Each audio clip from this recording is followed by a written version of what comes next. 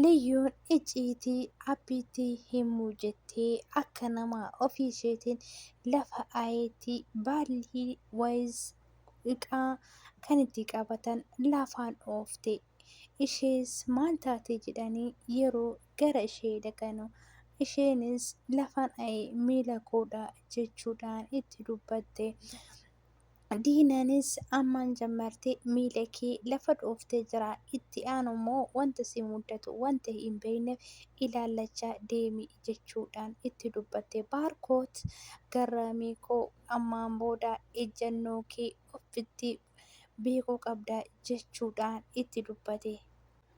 Yooyyaa harka fuunee jaalatamtoota fi kabajamtoota maamila chaanaalii siifan jalatti argamtan jirra jecha har'a immoo akkuma baratame Samreellaa diraamaa afaan Oromootiin baay'ee kan nama barsiisuu fi kan nama jajjabeessu kutaa jaaffaa isinii qabannee dhufnee jirra. Hanga viidiyoo kootii dhuma isaa na waliin taatan kabajaan isin beeksisa.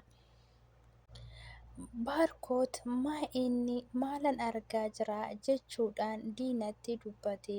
Diinanis anuu hin booqu hafuura du'aa ta'a jechuudha jettee dubbatte. Baarkootis maal hin taane akkamitti na rifachiisaa jirta jedhee dubbate. Wayyoo rifachuu jechuun akkana jedheettee itti dubbatte. Baarkootis wayni summiin akkamitti isa ajjeechuu hin dandeenye dubbadhu akkamitti du'uu hin dandeenye qohi ati maal goote jechuudhaan itti dubbate. Diinaanis atoo Abrahaamis diina koo har'a osoon xiqqoo turee naa wayyaa garaan kan koo gara malee natti ulfaataa jechuudhaan itti dubbate. Diinaanis tizitaa keessa kana dhaggeeffate. Diinaanis salphaan kun ammamii yoo itti baay'isu ka isa kana amma kana foolii godhata jechuudhaan itti dubbatte. Yaadatte. Abrahaamis diinaa koo maal na jala zim jetteeree jedhee gaafata. Sitti ulfaataa gooftaa koo kanaafiyyuu baay'ee asitti ulfaatu ta'e osoo sitti hafu ta'e aannaniin hojjetame jechuudhaan itti dubbatte. Sitti hafu. Abrahaamis tolee diinaa koo jedhee dubbate.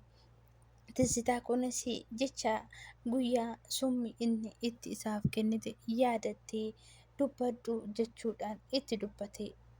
Anis siifuyyuu hin beeku jechuu Baarkoot. Wayne ana Baarkoot jedhee Baarkootis lola itti kaase. Diinaanis itti eekamte ati qoyi isuma funduratti illee jecha kootirallee darbuu hin dandeessu jedhee Baarkootis qoyi rakkinni kee maalinni namtichi kun hanga inni du'u maaliif hin barbaanne jedhe. Diinaanis tasumallee of hin tuulin ati jireenya kootiifitti ofitti quusuu hin danda'u jettee dubbate. Baarkootis qoyi ati nafsee nama tokko balleessuudhaaf maakkatti sitti ulfaatee jedhee dubbate. Isheenis bakka ammaan jammartee ani hojii koo jammaree jira ati mooyyuu xaalkaa iseen jedhee dubbate. Baarkootis qoyi ati maal assaabdee jedhee dubbate. Kanaafiyyuu humni isaa kan naa ta'uu danda'u mucayyoo isaatiin yeroo jedhutti Abrahaam itti dhufe. Abrahaamis diinaa maal jechaa jirta ani kana sirraan eegan jiru jedhee. Baarkootii fi diinaan garmalee dubbatanii erga tokko maal jedhanii deebisan. Innis maaltu walitti isin buuse maaltu akkatti sirrifachiisa jedhee dubbate. Baarkootis ati isheen kan dubbatte koo akka ta'akkeessee miti kanaafiyyuu dhiisi jedhee. Innis Abrahaamis maali nagaa miti moo Baarkoot walitti butanii jedhee gaafate. Abrahaamis itti dubbate. Baarkootis nu nageenya hin qabnu nu lamaan gidduu keenyatti walitti bu'iinsi guddaadha. Yeroo tokkollee salaamii hin qabnu.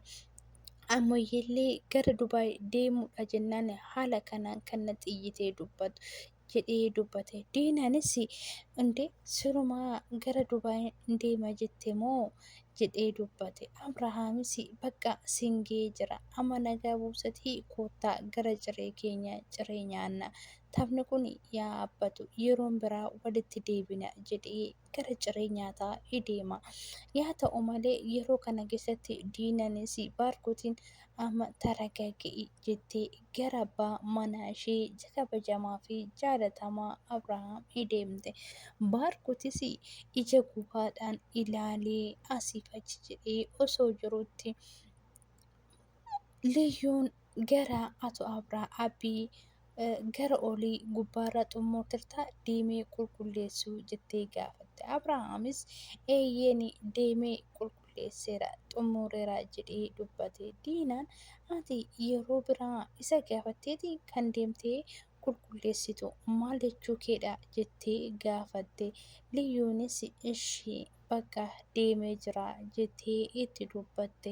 Yeroo kana keessatti Liyyuunis gubbaa jaajjitee akkamittiin agara kana dhufu gosa godhu akkamitti isaafis galuu danda'u offooy maal jedhee fatanaa kana waaqayyo seenee jettee baay'ee tokko gaddite.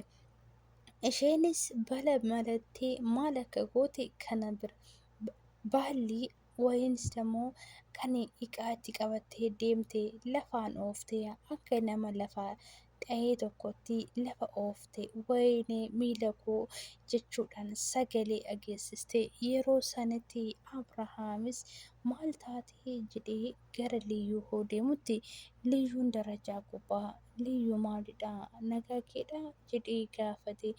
Liyyuunis eeyyee lakkii nagaa koo miti jette. Diinaanis kunis miila keetii salphaadha yeroo biraatiif mormi kee odoo si miidhamin ofitti ilaallachaa deemee jedhee dubbate. Baarkotis kanaa caalaa akka hin miidhanne of eeggadhu tolee garraamii koo jedhee itti dubbate. Abrahaamis deemaa isin ani bira ture dhufa jedhee itti dubbate. Yeroo kanatti Abrahaam ishee biratti hafee baarkotii fi diinaan wal ilaallachaa gad deebi'an. Abrahaamis biraa deemee Liyyuun bilbila gara mullucitti bilbilatte. Mullucis shunkurtii osoo kattafaa jiruu itti dubbate. Mulluc akkam anuyyuu hin beeku garamiin akkan itti dubbadhu mala dhabee jettee mulluci gaafatte. Mullucis ati maal ta'uu keetii fayyaadha jedhee itti hime malee maaf itti hin himne akkamitti callistaa jedhee dubbate. Liyyuunis akkamittanani mucayyoon ta'e Samreellaan sochoosee naa dubbachuu diddee jedhee itti dubbadha jettee yeroo kanatti Abrahaam duuban maal jechaa jirta Liyyuu maal jette amma jedhee gaafate. Humni diraamaa kanaa isa kanarratti dhume. Hanga kutaa itti aanutti hanga walitti deebinutti ani immoo diraamaa kanarraa waan baay'ee hubadhe isin biraan kanan gahu ta'a. Kutaa torbaffaan maal akka ta'e koomantii irratti mee tilmaama keessan. Ani kutaa torbaffaa irratti Liyyuun maal akka jettee moo akka maal ta'e hin dubbatti moo ato Abrahaamitti akkasumatti hanga shumarrifatte kanatti itti hafti.